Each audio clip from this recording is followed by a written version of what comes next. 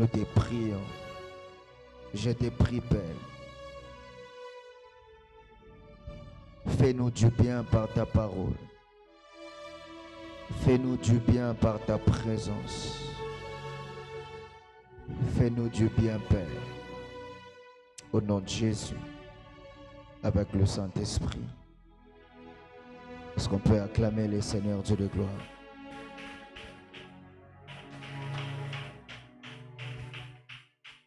Alléluia. Alors j'aimerais nous garder debout. On va lire 3 textes ou 4. Nous sommes dans notre culte d'enseignement. Le premier, j'aimerais qu'on lise Matthieu chapitre 28, le verset 18 au verset 20. Matthieu 28, 18 au verset 20, pour ceux qui écrivent.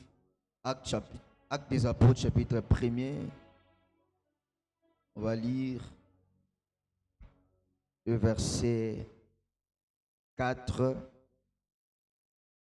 et le verset 8. Et puis nous allons lire Éphésiens chapitre 13. Éphésiens chapitre 4 plutôt, le verset 7 au verset 13. Éphésiens 4, 7 à 13.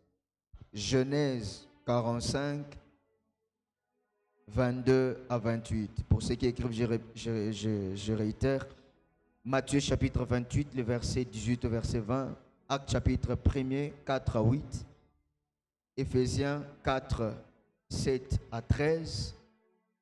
Genèse 45, 22 à 28. Je commence avec Matthieu chapitre 28, le verset 18 au verset 20. Je lis au nom de Jésus.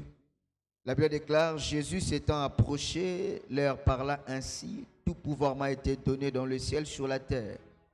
Allez, faites de toutes les nations des disciples, les baptisant au nom du Père, du Fils et du Saint-Esprit. Enseignez-leur à observer tout ce que je vous ai prescrit. Et voici, je suis avec vous tous les jours jusqu'à la fin du monde. Actes des Apôtres.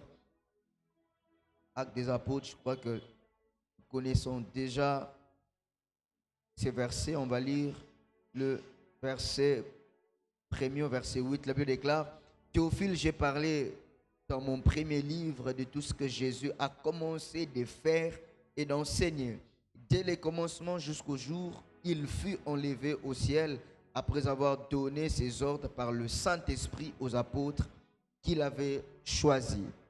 Après qu'il eut souffert, il leur apparut vivant et leur donnant plusieurs preuves en se montrant en eux pendant 40 jours et parlant de ces choses qui concernent le royaume de Dieu. Comme il s'est trouvé avec eux, il leur recommandant de ne pas s'éloigner de Jérusalem, mais d'attendre à ce que les pères avaient promis ce que je vous ai annoncé, leur dit-il. Car Jean a baptisé d'eau, mais vous, dans peu de jours, vous serez baptisés du Saint-Esprit. Alors les apôtres réunirent demandèrent au Seigneur: est-ce qu'en ces temps que tu rétabliras le royaume d'Israël? Il leur répondit: ce n'est pas à vous de connaître les temps ou les moments que le Père a fixés de sa propre autorité. Mais vous recevrez une puissance, le Saint-Esprit survenant sur vous, et vous serez mes témoins à Jérusalem, dans toute la Judée, dans la Samarie, jusqu'à l'extrémité de la terre. Éphésiens chapitre 4. Éphésiens chapitre 4, le verset 7 au verset 13. La Bible déclare: mais à chacun de nous, la grâce a été donnée selon la mesure du don de Christ.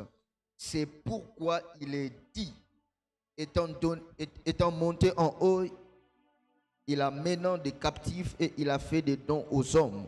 Or, que signifie il est monté, sinon qu'il est aussi descendu dans les régions inférieures de la terre?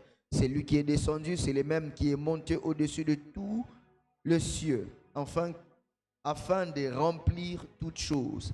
Et il a donné les uns comme apôtres, les autres comme prophètes, les autres comme évangélistes, les autres comme pasteurs et docteurs pour les perfectionnements des saints en vue de l'œuvre du ministère et de l'édification du corps du Christ, jusqu'à ce que nous soyons tous parvenus à l'unité de la foi et de la connaissance du Fils de Dieu, étant l'homme est fait à la mesure de la stature parfaite du Christ. Le dernier texte est Genèse 45,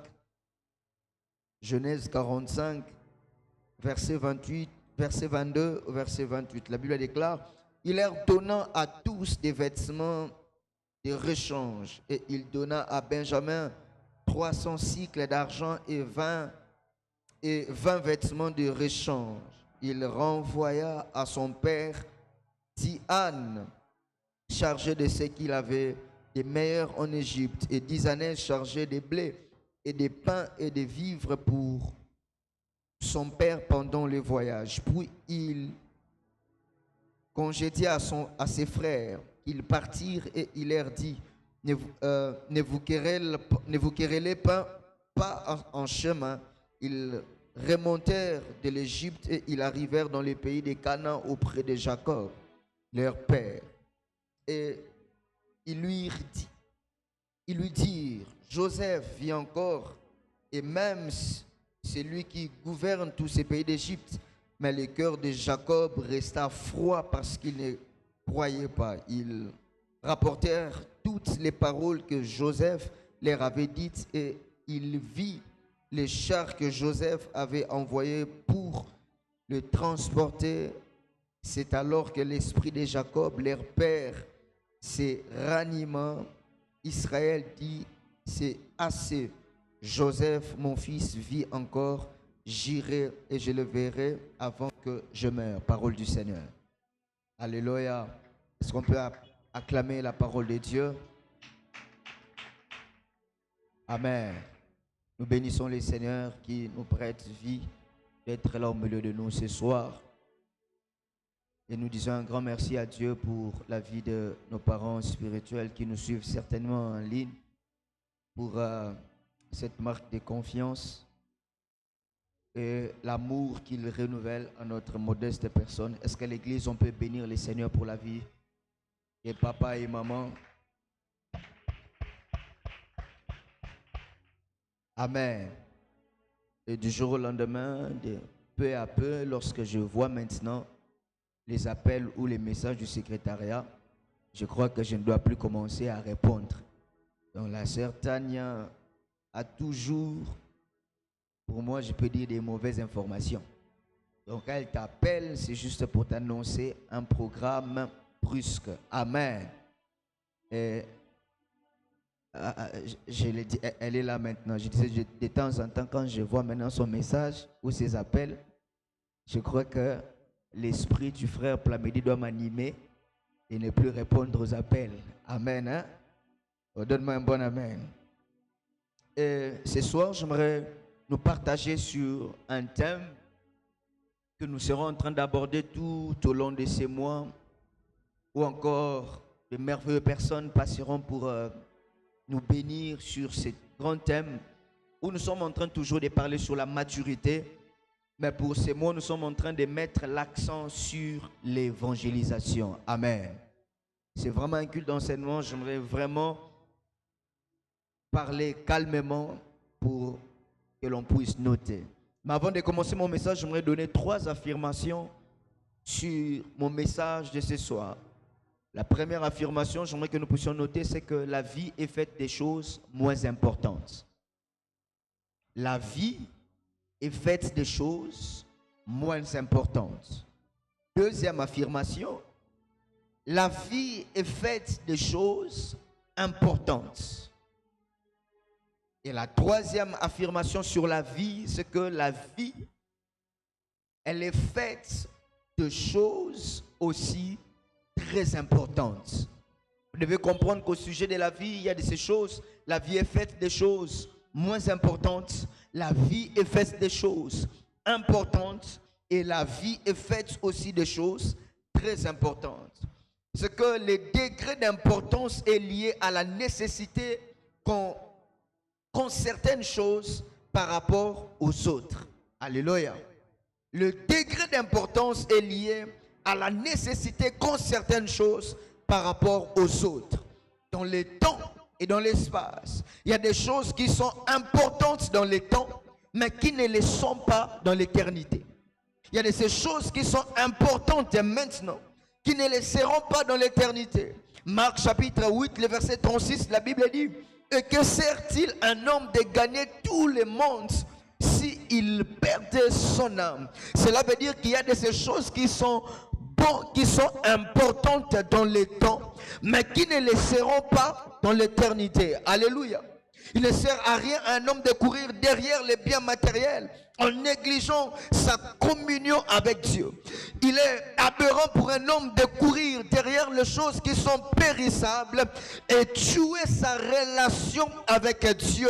Car les biens ou encore ce que nous avons, le bien qu'on peut posséder, cela est lié au temps, mais non à l'éternité. Alléluia. Et il est important pour un homme de courir derrière des choses qui seront bénéfiques pour toi dans les temps, mais aussi dans l'éternité. Alléluia. Apprenons à investir sur les choses qui sont, ou encore qui ont de la valeur dans les temps et dans l'éternité. Matthieu chapitre 6, les versets 19 à 20. La Bible dit: ne vous amassez pas des trésors sur terre, mais amassez-vous des trésors dans le ciel. Alléluia. Alléluia. Je vais vous donner 4 définitions sur l'évangélisation. Et puis j'aimerais vraiment entrer dans le vif de mon enseignement ce soir.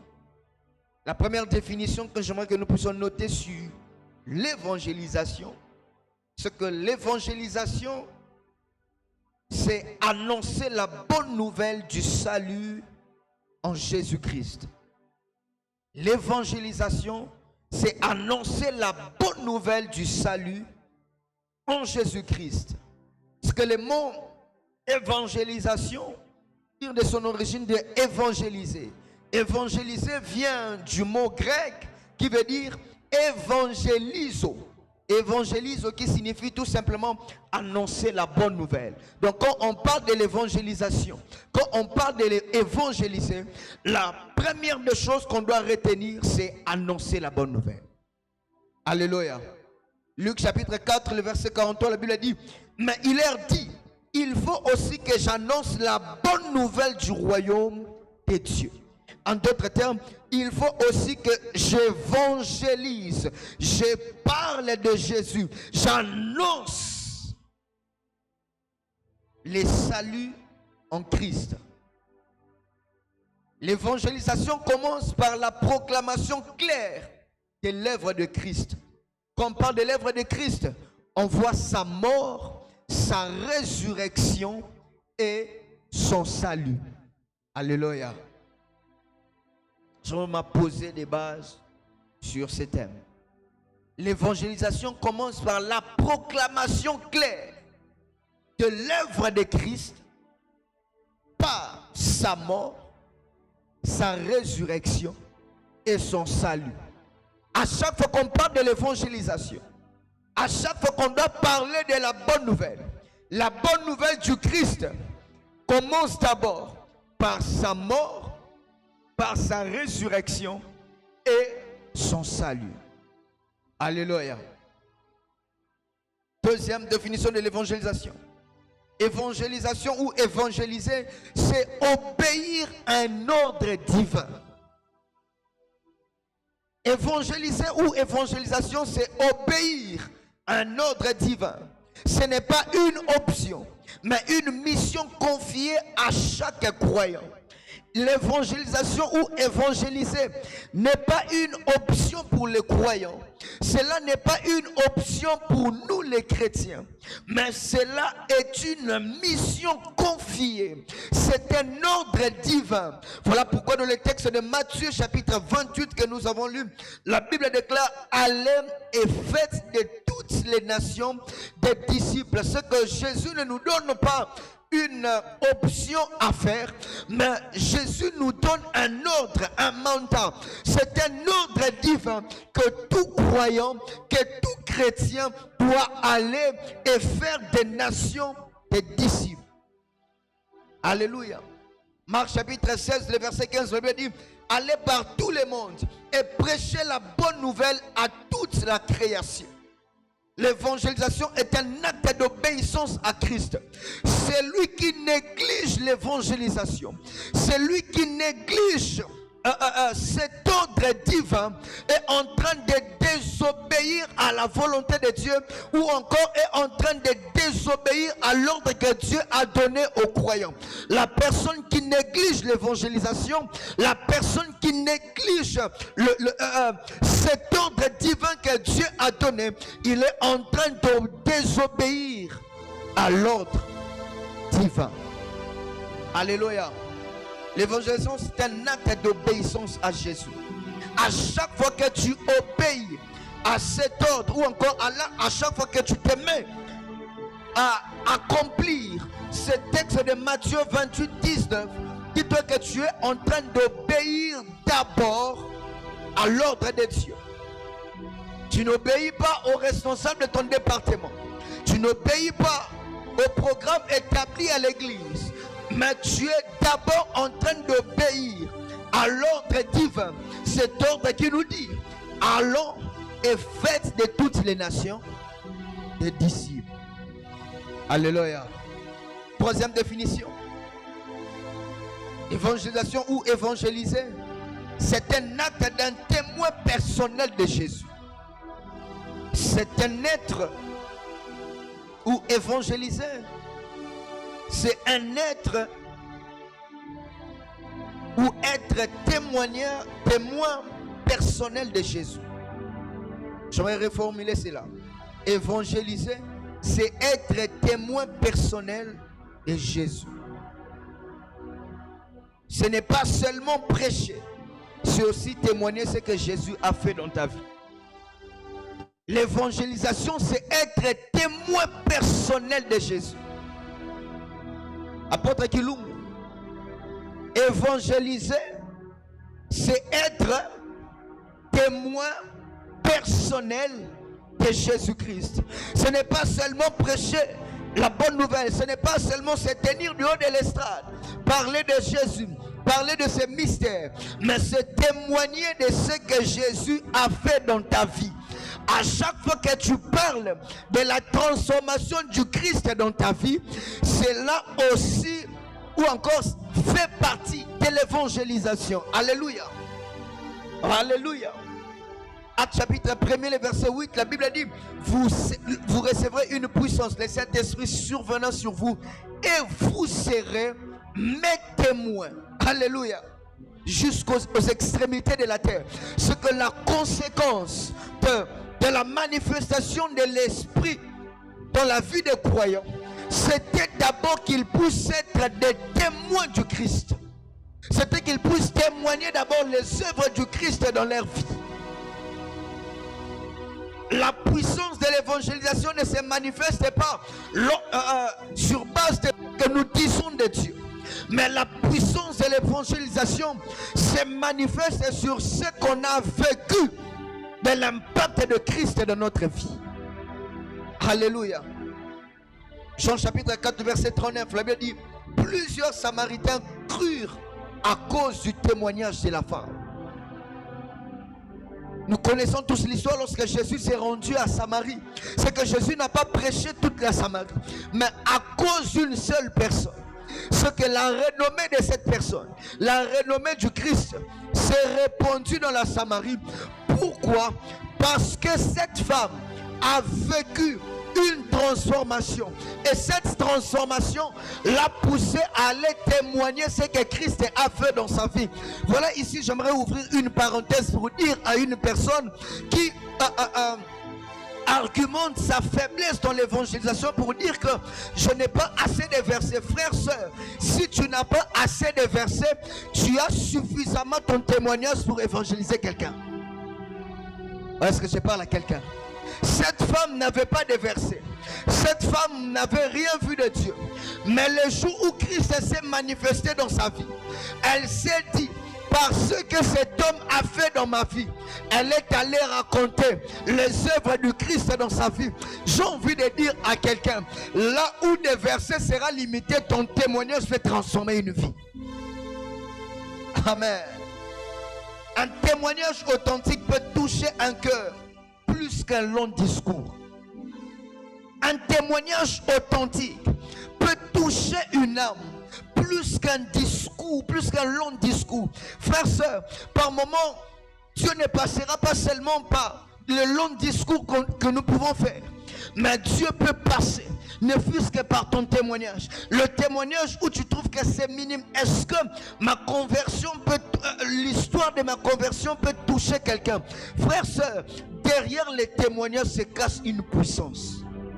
Alléluia. Dieu peut se servir de ton histoire pour sauver une âme. Dieu peut se servir de ton histoire pour gagner une vie. Dieu peut se servir de ton histoire pour transformer une ville. Dieu peut se servir de ton histoire pour qu'une famille qui n'ont jamais connu Christ revienne à lui. Alléluia. Dieu peut passer par ton histoire. Dieu peut passer par ton histoire. Alors ne néglige pas ton témoignage. Ne néglige pas ton témoignage. Tu ne sais pas quelle puissance cache ton témoignage. Les gens qui t'ont connu d'avant, ils savent comment est-ce que tu menais ta vie. Ils savent comment est-ce que ta vie était un sujet d'obstacle pour l'évangélisation. Comment est-ce que au petit sabbat frère à l'église, et le jour où Christ t'a récupéré, on savait que tu avais une mauvaise vie. On savait que tu menais une vie, une double vie. On savait que ta vie n'était pas clean. Mais lorsque Christ t'a récupéré, les gens qui ne pouvaient pas croire en Jésus, lorsqu'ils te regardent, ils peuvent dire que Dieu aussi peut utiliser ce genre de personnes. Regardez Paul, Saul, lui qui était persécuteur de l'église, lui qui persécutait l'église. Mais le jour où il a rencontré la parole, le jour où la parole transformatrice est entrée dans sa vie, le persécuteur de l'église est devenu l'apôtre qui a plus écrit. Alléluia. La puissance du témoignage. Oh, je prie Dieu que par ton témoignage que Dieu sauve une vie. Je disais que par ton témoignage que Dieu sauve une vie. Là où tes discours sont limités, que Dieu se serve de ton témoignage. Que Dieu se serve de ton histoire. Que Dieu se serve de ton parcours pour gagner une âme, pour transformer une vie. Alléluia. Quatrième définition, c'est que évangéliser ou évangélisation, c'est coopérer avec le Saint-Esprit dans la transformation des vies. L'évangélisation ou évangéliser, c'est coopérer avec la personne du Saint-Esprit dans la transformation des vies. L'évangélisation n'est pas une œuvre humaine uniquement. C'est une collaboration avec Dieu. Il n'y a pas de transformation sans collaboration avec le Saint-Esprit. Lorsque nous allons évangéliser, nous sommes en train de collaborer avec Dieu. Jean chapitre 16, le verset 8, la Bible dit: et quand il sera venu, il convaincra le monde en ce qui concerne les péchés. À nous les discours, à nous l'évangile, à nous la parole, au Saint-Esprit de convaincre les cœurs, au Saint-Esprit de convaincre les vies. Et à chaque fois que nous nous mettions dans le champ de l'évangélisation, nous sommes en train de collaborer avec Dieu. Nous sommes en train de partager ces moments avec le Saint-Esprit. Là où l'homme se sent limité, c'est là où l'action du Saint-Esprit commence. Là où mes discours ne peuvent pas transformer, ma parole peut toucher, ma parole peut édifier, mais c'est le Saint-Esprit qui convainc le cœur. Alors il n'y a pas d'évangélisation sans collaboration avec le Saint-Esprit. Il n'y a pas d'évangélisation sans collaboration avec Dieu. Alléluia. 1 Corinthiens chapitre 3, le verset 6, la Bible dit, j'ai planté, Apollos a arrosé, mais à Dieu qui fait croître. Le Saint-Esprit agit dans le cœur de celui qui écoute et à travers la bouche de celui qui parle. Le Saint-Esprit travaille dans le cœur de celui qui écoute et dans la bouche de celui qui parle. À chaque fois que nous allons évangéliser, à chaque fois que tu annonces la bonne nouvelle, dis-toi que le Saint-Esprit fait deux travaux. Le Saint-Esprit lui-même placera des paroles, des mots exacts dans ta bouche. Et qu'est-ce que lui fait dans la vie de celui qui entend ce que tu dis? Lui, il est en train de toucher le cœur. Alléluia. Alléluia. Est-ce que je parle à quelqu'un? Est-ce que je parle à quelqu'un ce soir? Et vous verrez que nous avons lu 4 textes. 3 textes dans le Nouveau Testament et un texte dans l'Ancien Testament. Et Matthieu a été écrit avant les Actes des Apôtres, avant Éphésiens, et Genèse a été écrit avant Matthieu, Éphésiens et Actes des Apôtres. Alléluia. Et dans la vie, il y a de ces choses qui suivent l'ordre chronologique. Il y a de ces personnes qui se sont peut-être mariées, après ils ont fini les études. Il y a d'autres qui ont commencé d'abord par finir les études, après ils se sont mariés. Alléluia. C'est que cela a suivi l'ordre chronologique des choses. Et Matthieu décrit les événements qui sont venus avant ceux des Actes des Apôtres. En d'autres termes, l'ordre suprême de l'appel à la mission a précédé la spécification dans le ministère. L'ordre spécial ou encore spécifique à la mission a précédé la spécification de l'ordre des missions. Matthieu commence d'abord par nous dire: allez et faites de toutes les nations des disciples. Alléluia. Suivez-moi calmement. Calmement. Et regarde ce que la Bible est en train de dire.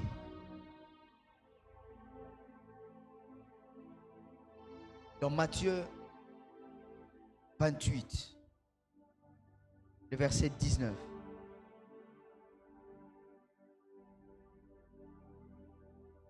La Bible dit: allez et faites. C'est qu'il y a 2 verbes qui se conjuguent ici. Il y a le verbe aller et le verbe faire. J'aimerais que nous puissions retenir ces 2 verbes. C'est vraiment ça qui sera le vif de notre enseignement ce soir. Parce qu'en d'autres termes, Jésus donne à ses disciples, à toi et à moi, 2 ordres. Premièrement, c'est lui d'aller, et deuxièmement, c'est lui de faire. En réalité, si vous lisez dans le texte original de ce verset 19, vous remarquerez que c'est lui de faire de toutes les nations des disciples. En grec, le verbe aller ou aller ici est traduit par prorentente. Prorentente veut dire étant parti. C'est qu'en d'autres termes, Jésus voulait dire aux disciples: étant parti, faites de toutes les nations des disciples. Jésus ne voyait pas les disciples rester sur place. Mais la parole du Christ ici était en train de traduire déjà le fait que les disciples soient partis. Pour Jésus, il leur dit: étant partis, faites de toutes les nations des disciples. Frères et sœurs, Jésus ne nous regarde pas comme statiques ou encore pas assis. La vision que Jésus a pour l'église, c'est celui d'une église qui est déjà en mouvement. La vision que Jésus voit des croyants, ce n'est pas un croyant qui est statique, mais Jésus voit un croyant qui est déjà en mouvement. J'aimerais dire à l'église, c'est que n'attends pas seulement qu'on puisse se programmer ici pour prêcher la bonne nouvelle. N'attends pas qu'on puisse te programmer dans ton département pour annoncer la bonne nouvelle du Christ. Jésus nous voit déjà étant parti. C'est que toute occasion qui se présente au devant de toi, cela est une opportunité que Dieu t'a donnée pour annoncer la bonne nouvelle. Frère, que ça soit dans ton auditoire, que ça soit ton lieu du travail, que ça soit au quartier, que ça soit en famille, que ça soit dans ton environnement. Frère, sœur, cela est un moment idéal. Cela est un endroit que Dieu a fixé, où Dieu te voit pour annoncer la bonne nouvelle. Jésus ne nous voit pas en mouvement ou encore statique, mais Jésus nous voit déjà en mouvement, car étant parti pour Dieu, il considère que nous sommes déjà sur les champs pour faire des nations des disciples. Alléluia. Et il dit, puisque vous êtes déjà en mouvement, alors annoncez l'évangile. Malheureusement dans l'église aujourd'hui, lorsque Dieu nous voit comme étant partis, nous sommes encore assis et ne rien faire. Nous laissons ces programmes ou encore cet ordre divin qu'au département de l'évangélisation. Évangéliser ou l'évangélisation n'est pas seulement pour le département de l'évangélisation. L'évangélisation n'est pas seulement pour les responsables de l'évangélisation. Ce n'est pas seulement pour les évangélistes. Mais tous nous avons reçu l'ordre divin. Tous nous avons reçu le mandat. Un ordre, celui d'aller et de faire les nations les disciples. Je voudrais dire à quelqu'un, sois en mouvement et les miracles t'accompagneront. Sois en mouvement. Les miracles que tu cherches t'accompagneront. La Bible dit, voici les miracles qui accompagneront ceux qui auront cru. C'est que ce verset est venu après que Jésus ait dit aux disciples étant partis. C'est que Jésus voulait leur faire comprendre que puisque vous êtes sur les champs, le miracle va vous accompagner. Alléluia. Alléluia. Une église mature, c'est une église en mouvement. Étant un centre de foi, étant un centre dont l'église aussi a cette branche missionnaire, on nous voit des gens en mouvement. Nous devons faire un mouvement. Le mouvement que tu dois faire, cela ne dépend pas seulement du programme de l'église, mais le mouvement que tu dois faire est un mouvement individuel. Alléluia. Combien d'années tu as fait à l'église et combien d'âmes tu as gagné pour Dieu? Combien d'années tu as fait à l'église? Combien d'âmes tu as ramené ici? Je ne parle pas d'un transfert où tu prends quelqu'un qui est déjà chrétien, tu l'invites pour venir à l'église. Non, quelqu'un que tu sais qu'il est païen, tu l'as prêché la bonne nouvelle et le Saint-Esprit a vaincu son cœur et il a accepté Christ comme Seigneur et Sauveur et il est venu à l'église. Nous avons laissé cette charge, ce fardeau au département de l'évangélisation, alors que Dieu nous a donné cet ordre divin d'aller et de faire de toutes les nations les disciples. Frères, sœurs, ce serait pour toi le chèque de quitter sur cette terre sans pour autant gagner ne fût-ce qu'une âme pour le Seigneur.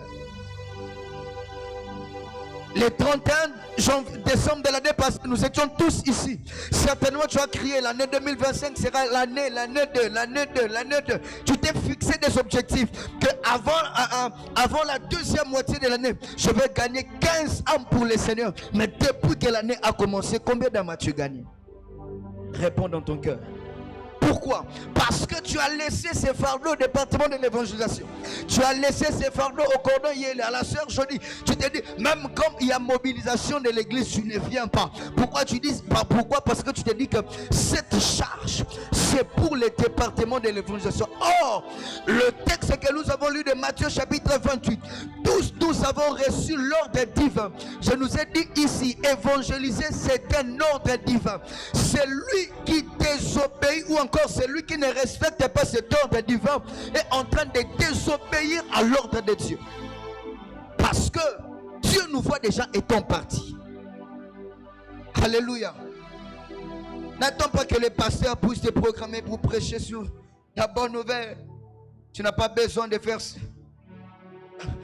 Il y a d'autres personnes qui pensent que pour annoncer la bonne nouvelle de Jésus, pour évangéliser, tu dois seulement être théologien. C'est bien, mais seulement, comme je le disais au départ, par Jean 3,16, car Dieu a tant aimé les mondes. Ce texte n'a pas perdu sa puissance. Ce texte n'a pas perdu son authenticité. Frère, aucun verset de la Bible n'a perdu son authenticité. Aucun verset de la Bible n'a perdu sa puissance. Car Dieu a tant aimé les mondes. Il nous a donné, il a donné son Fils. Frère, Christ est mort pour nous sur la croix afin que nous puissions accomplir ses œuvres sur la terre. Christ est mort pour que nous soyons appelés aujourd'hui. Nous puissions avoir l'identité d'être appelés enfants de Dieu. Et en tant qu'enfants de Dieu, nous avons reçu l'ordre divin de faire les nations des disciples.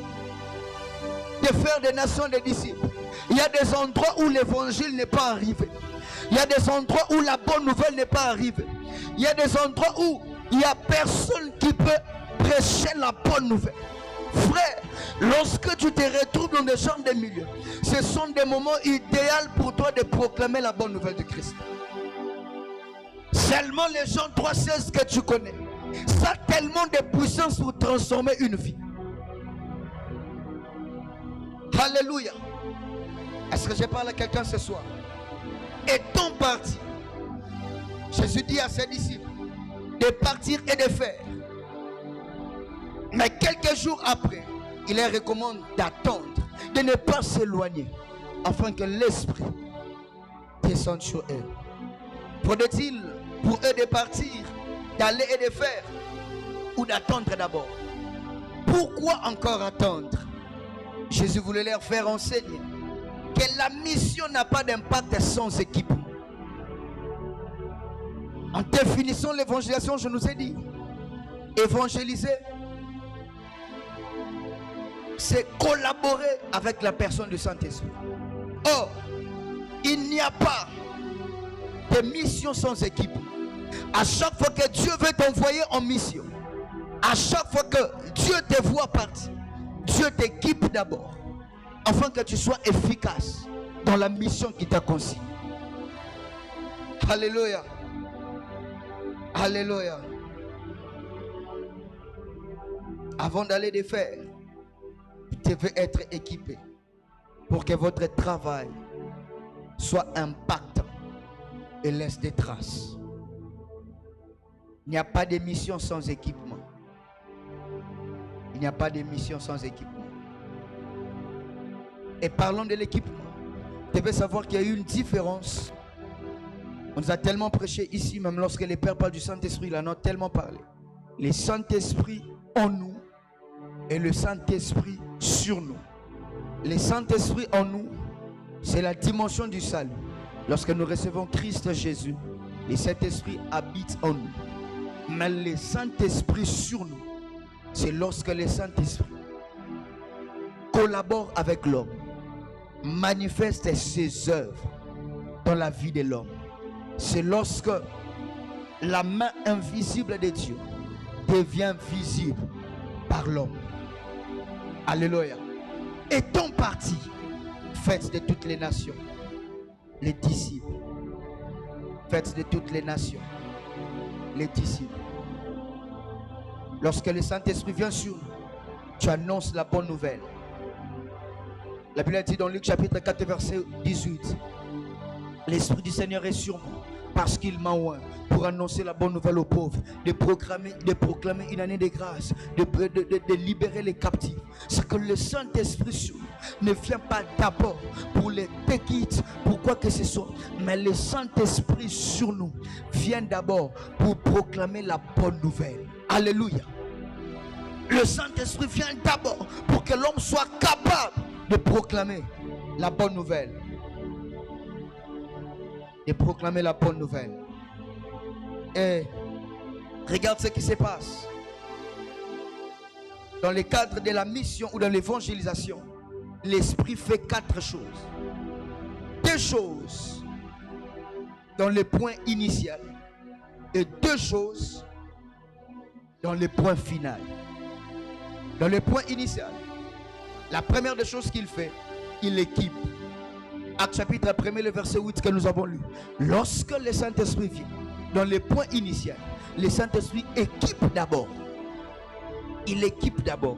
Voilà pourquoi je nous ai dit, il n'y a pas de mission sans équipement. Avant d'aller, le Saint-Esprit doit d'abord t'équiper. Deuxième des choses que le Saint-Esprit fait au niveau initial, il te pousse à témoigner. Acte chapitre 4, le verset 20. J'aimerais qu'on lise ces textes. Acte 4.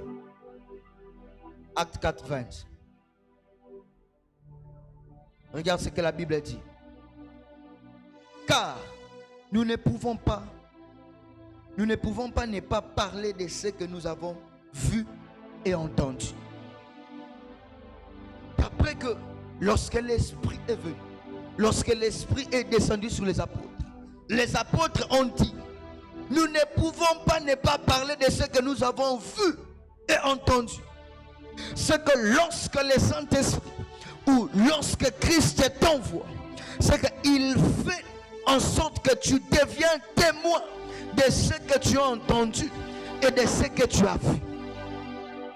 L'Esprit te pousse à témoigner. L'Esprit te pousse à témoigner de ce que tu as vu et de ce que tu as entendu.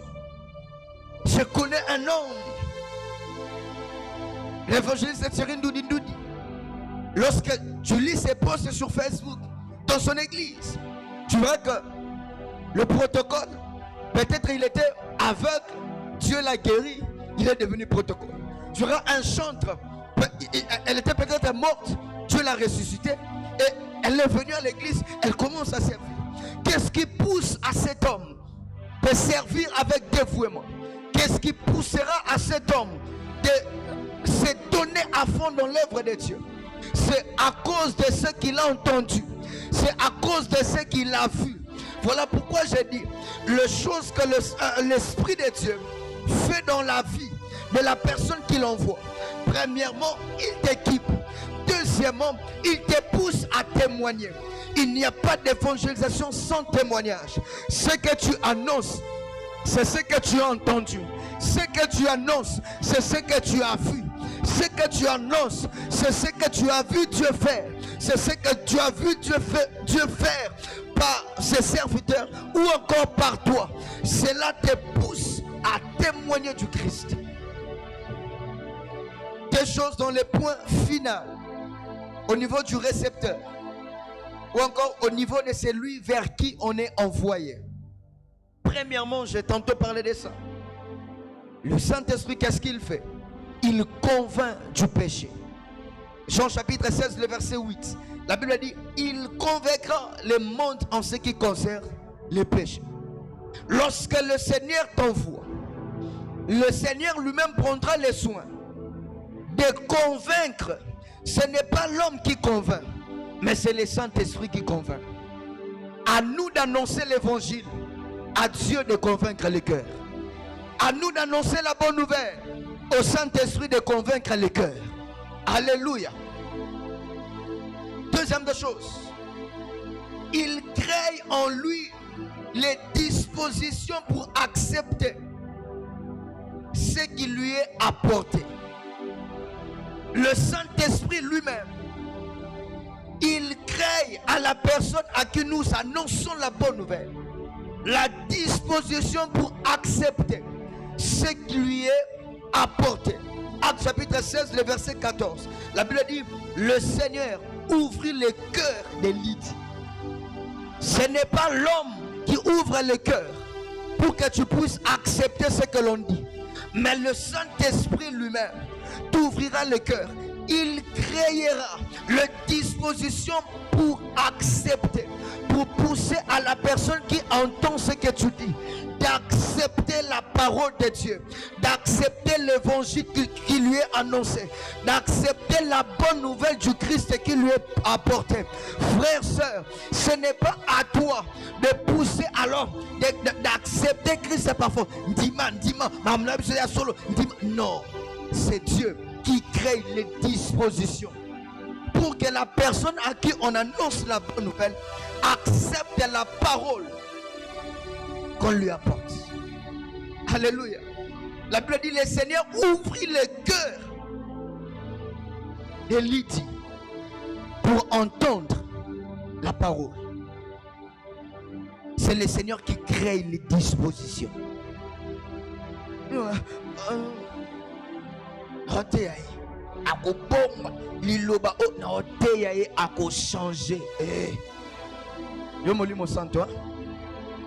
Alléluia. C'est le Saint-Esprit qui convainc. Alléluia. C'est lui qui crée les dispositions. Même si toi-même tu sais, tu es venu une fois, tu as essayé, ça n'a pas marché. Oteille a changé, Oteille a changé, Oteille a changé. Mais il y aura un jour où peut-être tu n'utiliseras pas plusieurs versets pour prêcher cette personne. Peut-être tu peux raconter une histoire et cette histoire peut toucher cette personne et il ouvre son cœur et il accepte Christ. Alléluia. Dieu lui va créer les dispositions pour faire accepter la parole qu'il lui a apportée. Le Saint-Esprit le Saint-Esprit est au début de l'évangélisation. Il est au milieu de l'évangélisation. Et il est à la fin de l'évangélisation. Voilà pourquoi j'aimerais nous dire, Église, n'allons pas évangéliser, n'allons pas annoncer la parole du Christ sans la personne du Saint-Esprit. C'est lui-même qui accompagne sa parole. Alléluia. Ton discours n'aura pas d'efficacité, n'aura pas de force, n'aura pas de puissance, n'aura pas d'effet transformatrice sans la personne du Saint-Esprit. Alléluia. C'est le Saint-Esprit qui prépare le cœur de celui qui doit recevoir la parole. Romains chapitre 15, le verset 18 au verset 19. La Bible dit, car je n'oserais mentionner aucune des choses que Christ n'ait faites par moi pour amener les païens à l'obéissance par la parole et par les actes. Le verset 19, c'est le verset qui m'intéresse de plus. La Bible dit, par la puissance des miracles et des prodiges, par la puissance de l'Esprit de Dieu, en sorte que depuis Jérusalem et les pays voisins jusqu'à l'Uri, j'ai abondamment répandu l'évangile. J'ai abondamment répandu l'évangile de Christ. J'ai abondamment répandu l'évangile de Christ. Timothée a reçu par les anciens, par l'imposition des mains des anciens, l'Esprit. Et ce soir, je veux que par l'aide de l'Esprit, que quelqu'un dise à Dieu, capacite-moi à être un évangéliste puissant. Alléluia. Alléluia.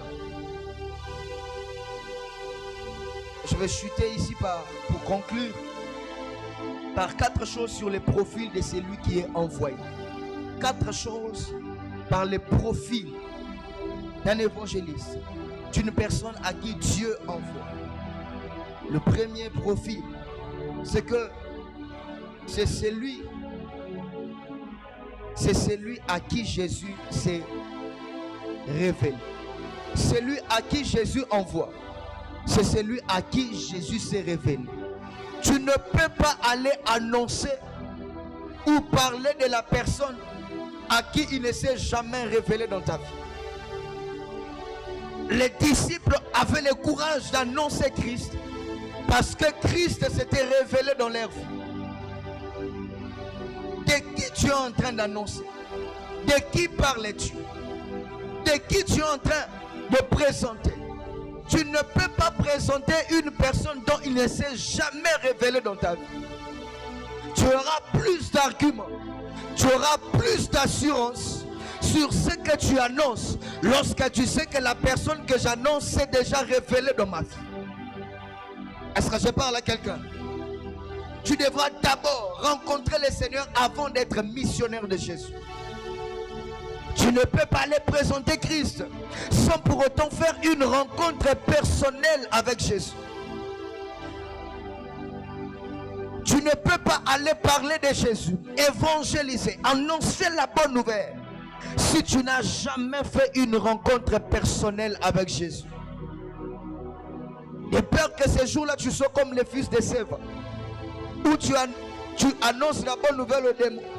Il te dit, nous connaissons X, et toi qui es-tu? Tu dois d'abord rencontrer Christ avant d'aller annoncer la bonne nouvelle, avant d'être missionnaire, avant d'aller et de faire les nations des disciples. Tu dois faire d'abord une rencontre personnelle avec Jésus. Avec Jésus. Jean 4, 26. Jésus lui dit, je l'ai su, moi qui t'ai parlé. Lorsque la femme pose la question à Jésus, qui es-tu? Tu es le Fils de Dieu. Il dit, je l'ai su, moi qui t'ai parlé, que cette femme avait rencontré ou avait reçu une révélation personnelle de la personne à qui il devait aller annoncer dans la Samarie.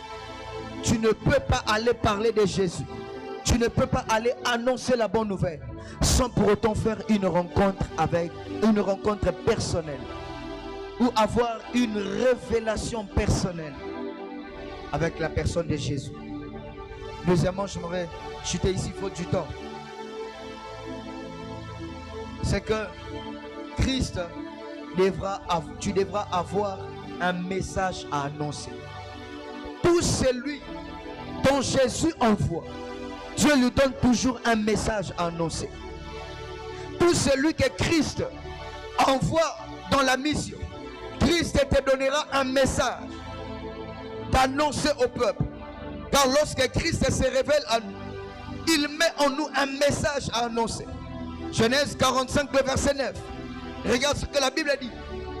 Hâtez-vous de raconter vers mon Père, et vous lui direz, ainsi a parlé ton fils Joseph. Dieu m'a établi Seigneur dans toute l'Égypte.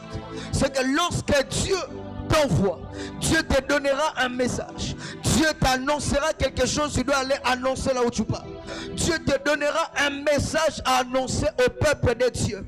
Frère, on ne se réveille pas qu'un bon matin tu sors que non, je pars évangéliser, je pars annoncer la bonne nouvelle. Avant d'aller, il faut que Dieu te donne un message. Il faut que Dieu te dise quelque chose. Il faut que Dieu te donne même une phrase. Cette phrase va constituer le message que tu vas aller annoncer.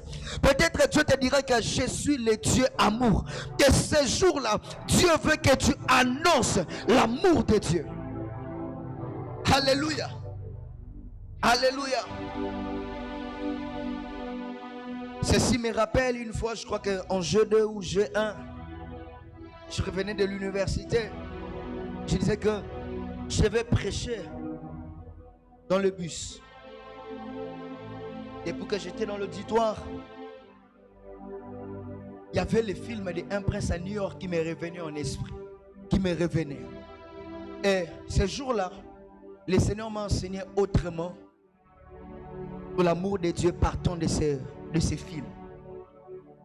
Tous nous connaissons ces films, c'est que il y avait les papas d'Hakim, le roi Geoffrey qui avait tout. Et Hakim était un prince. On les baignait. Tout ce qu'il avait besoin, on lui donnait. Mais un jour, à cause, ou encore, il a eu le désir de se marier. Il a voulu avoir une femme. On lui a présenté la femme, il a refusé. Hakim a quitté Zamunda. Il est allé à Queens. Là-bas, il s'est fait travailler chez McDowell. Il a travaillé, il travaillait. Il ne voulait même pas qu'on puisse savoir qu'il avait tout dans son royaume. Et pourquoi Hakim a abandonné ça? C'est parce qu'il était à la recherche de la femme. C'est par là qu'aussi le Seigneur m'a enseigné. Il m'a dit, écoute, C'est exactement aussi avec moi. J'ai tout auprès de mon Père.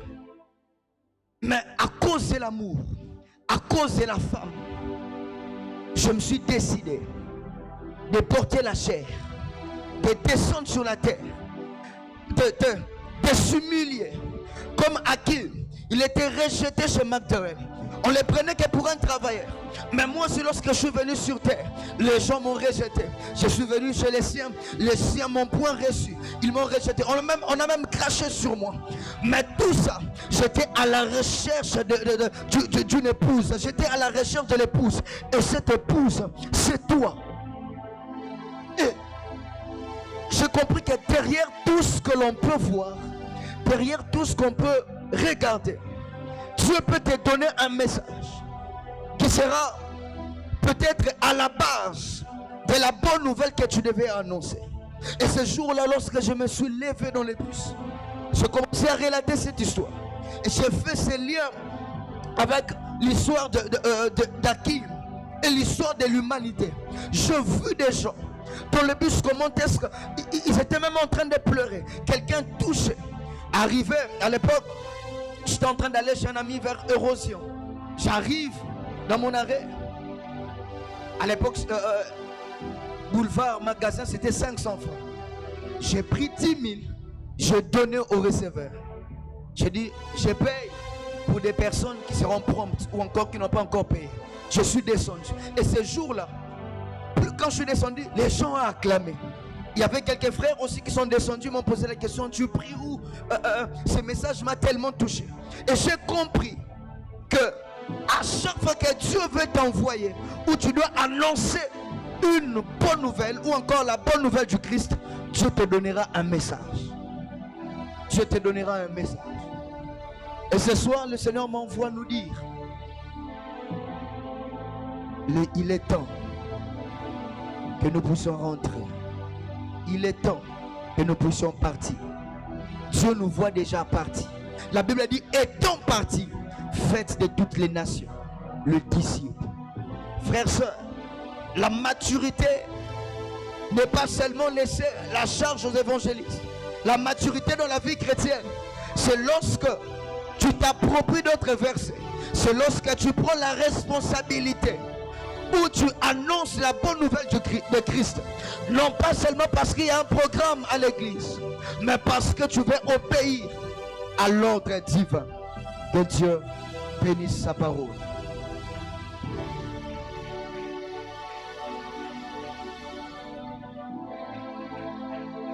J'aimerais que tu inclines ta tête dans la prière. Tu vas dire au Seigneur, je vais te donner 2 sujets. Dis à Dieu, Seigneur, par la lumière de cette parole, parfois je pensais que l'évangélisation ne me concernait pas. L'évangélisation n'était que pour le département de l'évangélisation à l'église ou pour une catégorie de personnes. Mais ce soir, j'ai compris la nécessité de cette parole, la nécessité de l'évangélisation. Parce que toi, tu ne nous vois pas statiques, mais tu nous vois en mouvement.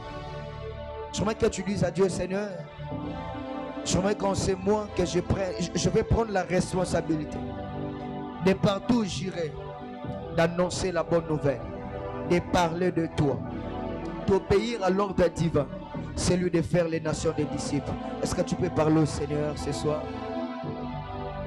Il y a peut-être une âme qui doivent être sauvées par toi. Il y a une vie que Dieu veut sauver au travers.